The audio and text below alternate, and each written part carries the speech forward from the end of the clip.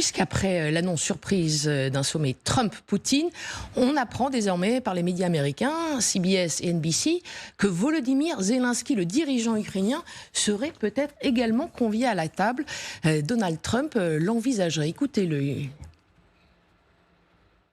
Que vous dit votre instinct quant à la possibilité d'un événement comme celui-ci dans les prochains mois, où vous auriez le président Poutine d'un côté et le président Zelensky de l'autre?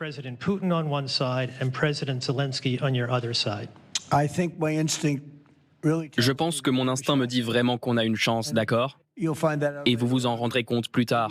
Mais on a une chance. Il faut trouver une solution. Voilà, l'instinct du président américain lui dit qu'il y a une chance pour la paix et pour la présence de Volodymyr Zelensky auprès de lui et de Vladimir Poutine, peut-être la semaine prochaine. On en parle tout de suite avec mes invités. Marianne Babitch est avec moi. Bonjour, conseillère en communication franco-ukrainienne. Merci d'être là. Michel Derzhansky. Bonjour, journaliste spécialiste des questions internationales, enseignant à l'ESJ Lille, auteur de Comprendre les fractures du monde contemporain aux éditions Hatier. Merci d'être avec moi. Également sur ce plateau, colonel Jean-Luc Lefebvre. Merci d'être là, colonel, ancien directeur des études à l'école de guerre et ancien colonel de l'armée de l'air. Et puis nous avons également ancien ambassadeur Charles Adams en ligne avec nous. Vous êtes donc ancien ambassadeur des États-Unis en Finlande. Merci d'être là également. Bonjour. Plongeons tout de suite dans ce sujet, à savoir... Volodymyr Zelensky sera-t-il là ou pas là la semaine prochaine pour ce sommet déjà inattendu, surprise qu'on a appris il y a quelques heures entre Vladimir Poutine et Donald Trump en Alaska pour évidemment évoquer et trouver une paix ou du moins une trêve, on va en parler, en Ukraine. Votre réaction déjà, vous, l'Ukrainienne Marianne Babitch? Si Zelensky... C'est encourageant. Oui, c'est encourageant. Cela me rassure si le président ukrainien Volodymyr Zelensky pourrait être là. Je pense que c'est surtout lui qui est la meilleure personne pour présenter justement les intérêts ukrainiens dans cette négociation vers la paix durable et pas un cessez-le-feu. Parce qu'on parle beaucoup de cessez-le-feu comme tel et l'Ukraine était prête au cessez-le-feu depuis des mois déjà, dès que Trump a proposé plusieurs formats vers un cessez-le-feu, c'était toujours un conditionnel de la part de l'Ukraine. On était prêt d'arrêter, bien sûr, la guerre sans conditions particulières, mais le problème, c'est toujours malheureusement l'agresseur qui continue les tirs.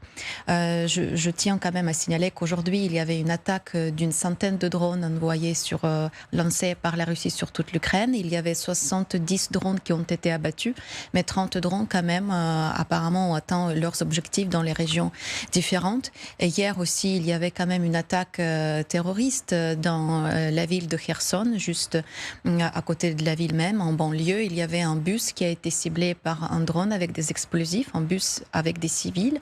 Et il y avait 2 morts et 16 blessés. Et justement, juste un témoignage personnel. Hier, ici à Paris, j'ai vu une amie qui est réfugiée actuellement ukrainienne ici en France. On a fait nos études ensemble au lycée Kherson.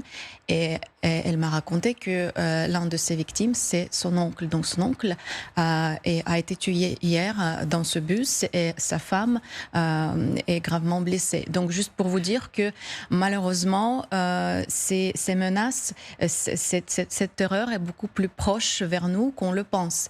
Et il faut arrêter cela. Et c'est pour cela, je pense que c'est très important la présence de Zelensky à cette négociation, à cette rencontre. Parce que malheureusement on n'a plus de confiance à Poutine, on a l'impression qu'il peut encore trahir les accords et Trump aussi, il est assez manipulable. Et on sait que Poutine est très à l'aise avec les manipulations et Trump l'avait même annoncé plusieurs fois que Poutine l'appelait génie. Donc j'ai peur que si Poutine appelle Trump dans la conversation plusieurs fois génie, il peut être juste très vite manipulable et malheureusement on ne peut pas perdre en fait nos territoires. On ne peut pas jouer avec cela. Donc la présence de Zelensky est indispensable et aussi aussi, justement, l'avis des dirigeants européens est aussi très important. Et Zelensky s'est entretenu ces jours-ci avec plusieurs leaders européens. Donc, je pense qu'ils sont vraiment dans la même ligne d'avis. On va en reparler, on entend dans votre récit en tout cas que malgré les discours, les avancées vers la paix, les frappes continuent sur le terrain. On en reparlera également. Colonel Lefebvre, quelles sont les chances de succès d'une présence de Volodymyr Zelensky ? Je crains surtout que le président Zelensky, s'il est invité en Alaska, ce sera pour occuper un strapontin. Et il n'aura pas le premier rôle dans les négociations. Trump tient absolument à négocier en direct avec Poutine. Et le rôle de Trump sera de faire passer les exigences de Poutine auprès de Zelensky. Bon, si Zelensky est présent, il pourra au moins dire quelles sont les limites acceptables pour l'Ukraine, et ça fera gagner du temps. Parce que si Trump et Poutine faisaient un accord en l'absence totale de Zelensky, le président Zelensky pourrait refuser les conditions de cet accord parce que l'Ukraine a quand même un degré de liberté. Les États-Unis d'Amérique ont des moyens de pression importants sur l'Ukraine, par exemple supprimer l'aide économique et militaire, mais je pense que le président Zelensky est suffisamment déterminé pour ne pas suivre les diktats qui seraient formulés conjointement par le président Poutine et par le président Trump. En tout cas, ces dernières heures, le président ukrainien a changé de ton. Il avait un ton beaucoup moins belliqueux, plus conciliant vis-à-vis des États-Unis. Écoutez-le. Je n'ai encore entendu aucun des partenaires douter de la capacité de l'Amérique à empêcher la guerre. Le président des États-Unis dispose d'un pouvoir de négociation et d'une détermination sans faille. L'Ukraine a soutenu toutes les propositions du président Trump, a commencé par le cessez-le-feu de février et a soutenu tous les formats.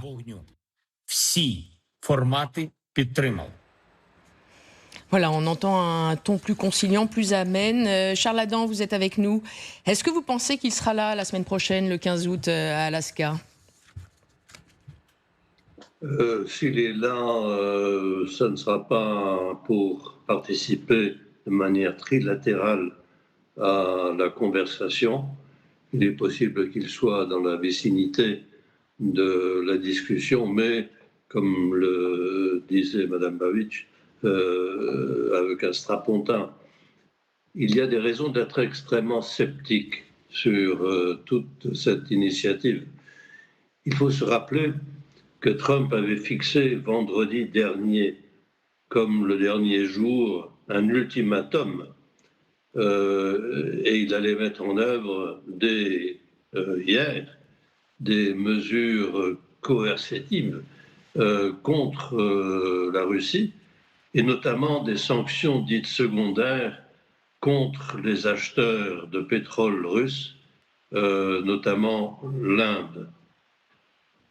Or, il n'en est rien.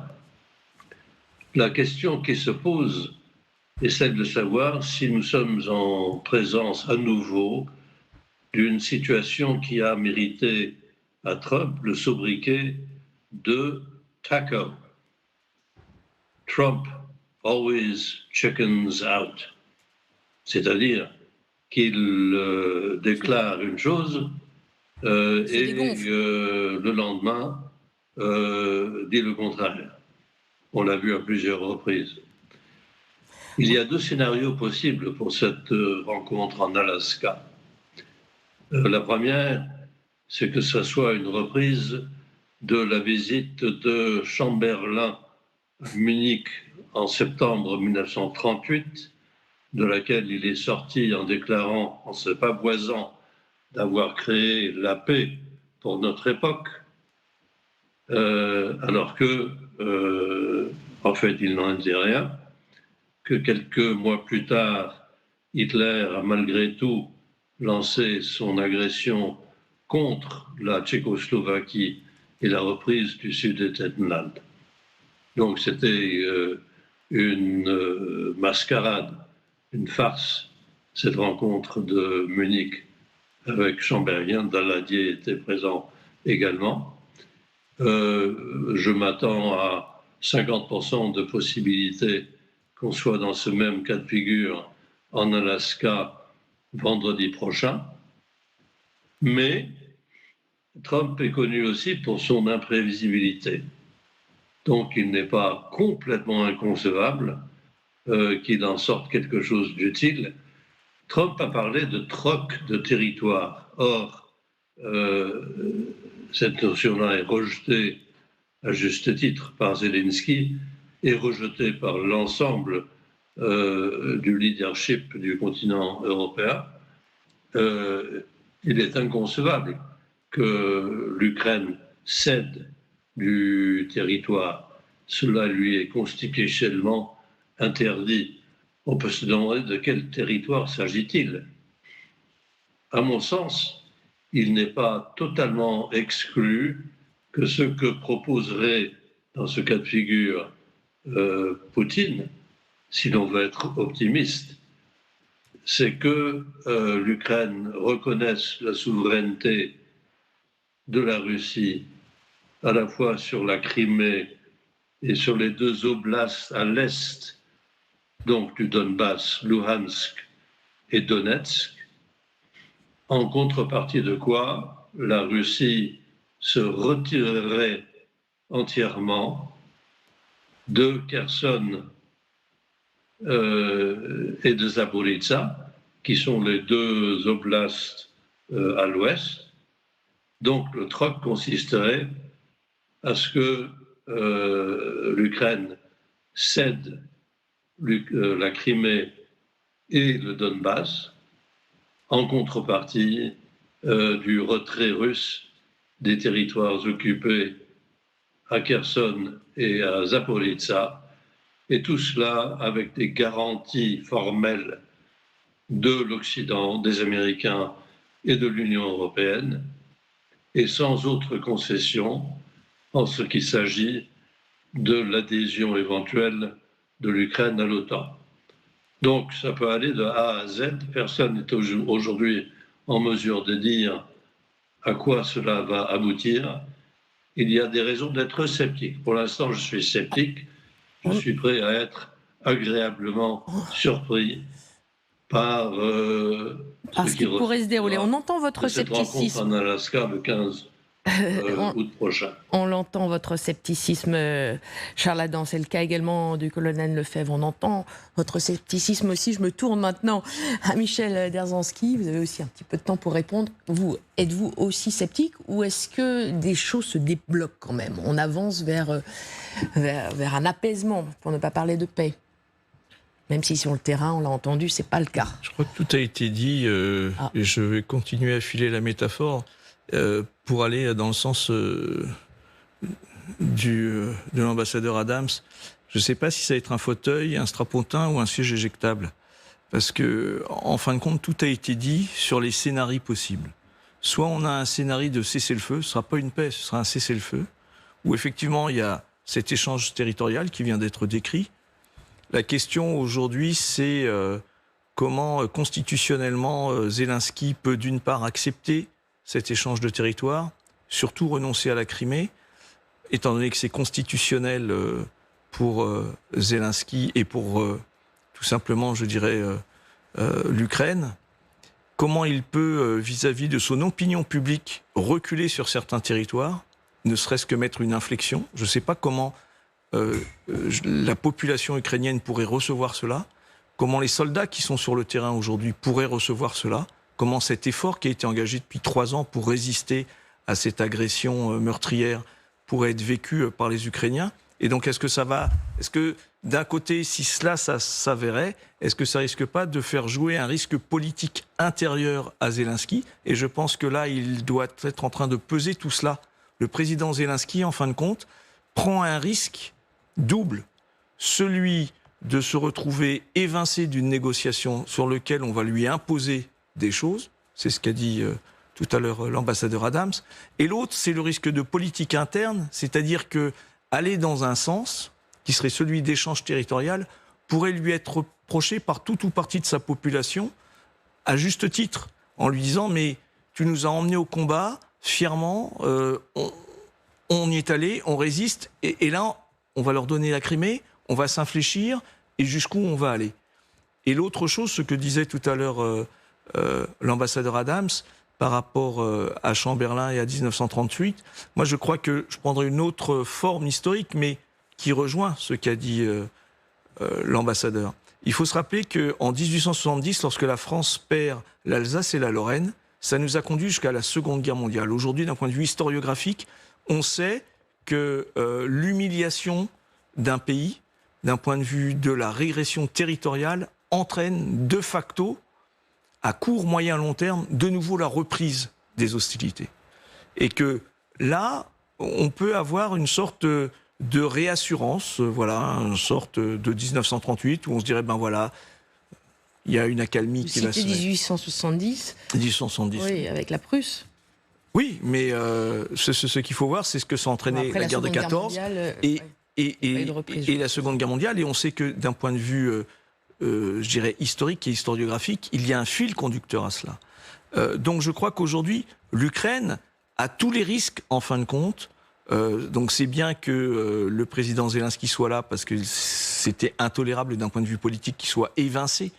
Maintenant, c'est vrai que ce qui va ressortir de ces négociations, moi je suis assez pessimiste, effectivement, et, avec la versatilité qu'a aujourd'hui le président américain.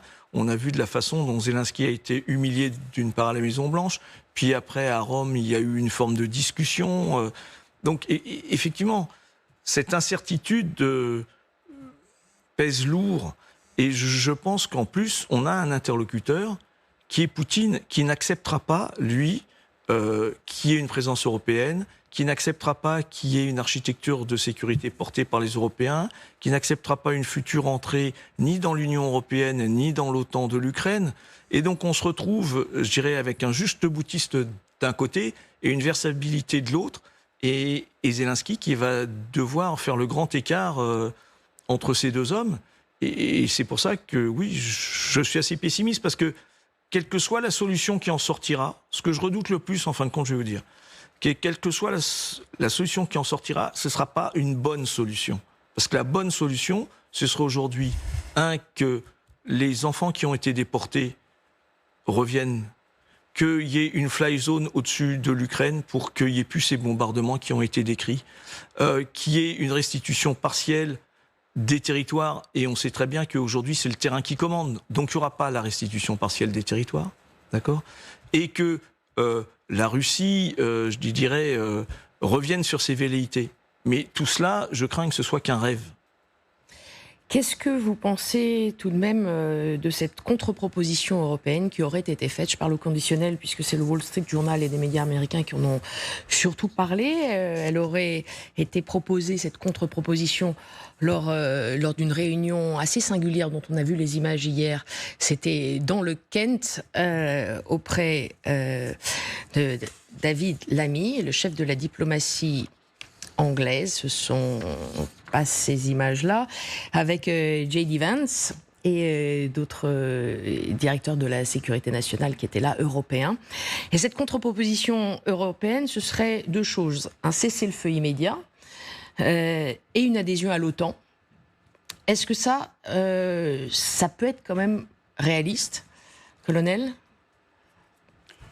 Écoutez, déjà, on voit bien que dans le débat, l'Europe a perdu la parole aujourd'hui. Hein. C'est en train de se passer entre Trump et Poutine. Mais je voudrais revenir sur l'évocation qu'a fait Michel Dzerzhinsky de Munich 1938. Moi, je mettrais une nuance. La situation de ce sommet d'Alaska 2025, pour moi, n'est pas analogue à Munich 1938. Ce qui est analogue à Munich 1938, c'est l'absence d'implication de l'OTAN, des Européens, même des Américains, dans la défense de l'Ukraine en février 2022. C'est là qu'il y a eu une reculade. Et à partir de là, aujourd'hui, si on veut faire une comparaison historique, on serait plutôt l'équivalent de 1942 que 1938. Et la suite de l'histoire de la Seconde Guerre mondiale a montré que seule l'entrée en guerre des États-Unis d'Amérique a permis, avec l'effort aussi du côté soviétique, de battre l'Allemagne nazie. Moi, je pense que tout ce que la Russie a occupé ne sera pas lâché. Poutine, il a un objectif, c'est de reprendre tout le Donbass et d'aller plus loin quand il le pourra.